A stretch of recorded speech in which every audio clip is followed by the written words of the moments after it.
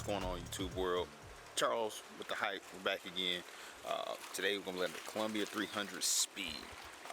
This ball is, man, it's simply nuts, man. Out of box, my initial thoughts on it was like, man, this ball is really slow. Really, a lot of surface on it, so it really slowed down initially.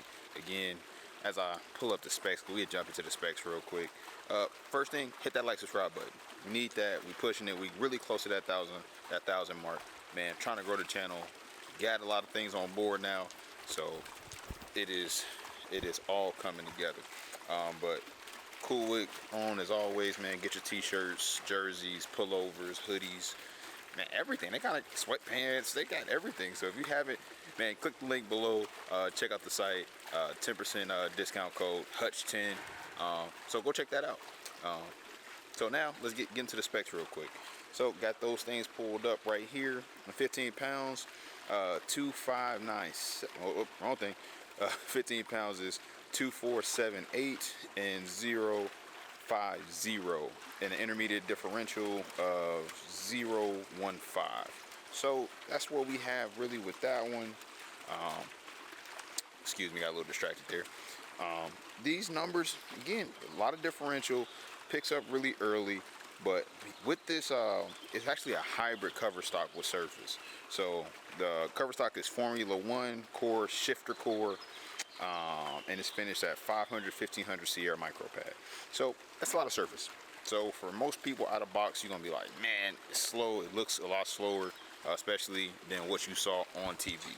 Because Dom Baird made that ball look incredible. That thumb, he hasn't been here in a while. Huh. So much at stake. And here we go.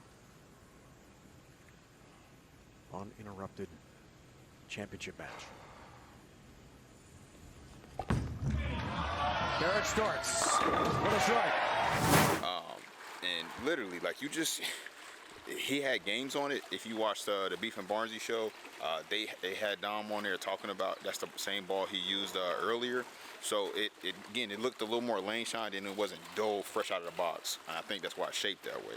So, and again, you'll see throughout the course of this video, I could play a lot straighter with this ball, but it definitely loved when I wrapped my hand around it and I played it and got it left. Like, I felt super, super comfortable with that. So, but let's get to some shots. So hopefully we'll talk some more in a second. But yeah, that's kind of my initial thoughts. So we get to them shots and I'll tell you kind of as I'm seeing it, and go from there. So let's get right to it. We're gonna do this giveaway. The Columbia 300 speed. How many times did I strike? Need you to watch. You gotta watch to the end. It'll tell me how many times did the speed strike. You gotta be liked. You gotta be subscribed. You gotta be subscribed to the channel to be entered to win. Comment below how many times I strike Columbia 300 speed, and be subscribed. And I'll put these names in a hat and draw it and pick a winner. So the winner will get a Cool Wick t-shirt, whichever company brand that you like. That's what will be coming. I'll reach out to you, so on and so forth. So again, if you like the way the speed looks, go ahead, click the link below. This directly supports the channel, and I appreciate everything that you guys are doing. Alrighty, the Columbia 300 speed. The team that I pulled this ball out during league was very upset with me. This ball came out very, very dull out of box. You can visually see it. Mind you, I don't feel like it teared the lane up completely, but it did transition the lanes for sure. But that initial out of box rolled really forward, really, really slow until I got about 5 to 7 frames on it, and then I was able to start to transition and move a little bit further left and hit on it. Just like kind of that shot, it hooks. It hooks a ton. Still a little smoother than something like a Paragon, but we are going to compare this ball to the 3D offset. I thought both of these were either this one being a hybrid and a 3D offset being a pearl with surface added to it. I thought this made for a perfect combination, and I think the hype with the 3D offset just made sense to put these balls on the lane with each other.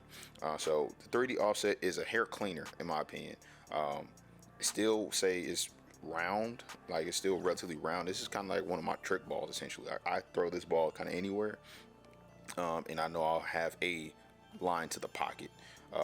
Now again, something comparison, like something, it's still stronger, a lot stronger than like my GB4 Pearl, and that's honestly kind of my step down progression from these two sets of balls.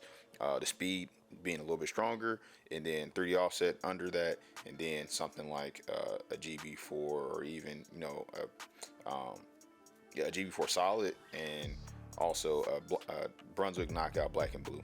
I think those balls really, and even a Power Torque, those are below both of these pieces, and that's kind of how I would have them in my bag. So yeah, if you see some of these shots, it's still like the 3D offset makes a nice continuous move down lane, but it is not nearly, in my opinion, as strong as the speed. And both of these again are rounder. Like I wouldn't call either of these balls sharp, but they both continue through the pins really, really well. And that's something me and my guy Jason Maryland, we are always kind of discussing when we see, certain ball videos, or even my ball videos. How is this ball going through the pins? That is how we kind of can determine if a ball is good or not. And some don't continue as much, which can be good for, especially for these PBA guys, right? When you need to know what this ball's going to do off the spot specifically, because you don't need the most continuous ball at every moment of time, because it's going to penalize you. Because key example is when you saw Chris Prather, leave all those 9 pins or 4 pins, because that ball wouldn't stop. So it really hurt him to have such a continuous ball, because it just, again, running past pins, you needed to lay off to strike.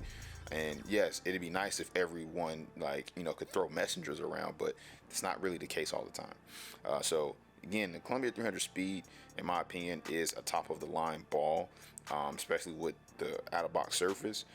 And it's really, if I was a lower rev rate guy, I think you would really jump to this. I feel like you would be able to stay in this ball for all 3 games if you wanted. This, in my opinion, like I was able to, because I like to move left, and this ball kept coming around the corner, and that really is what surprised me about this particular ball, is that it just kept coming. Like it just kept going around the corner, kept crushing the 8-9, and I think that's really what's going to open some people's eyes. And I think that's why Dom just kept using it on a TV show. He felt a tremendous amount of confidence, just getting it to the spot and knowing that it's going to do what it's supposed to do, and that is strike. So that's really all I have, man. I appreciate everything. My people at Coolwick, Gerald, Cliff Barnes, Scott Murray, man, they really doing some cool things. We're gonna have Scott comparing the speed to the Power Torque, and probably even the Command Solid.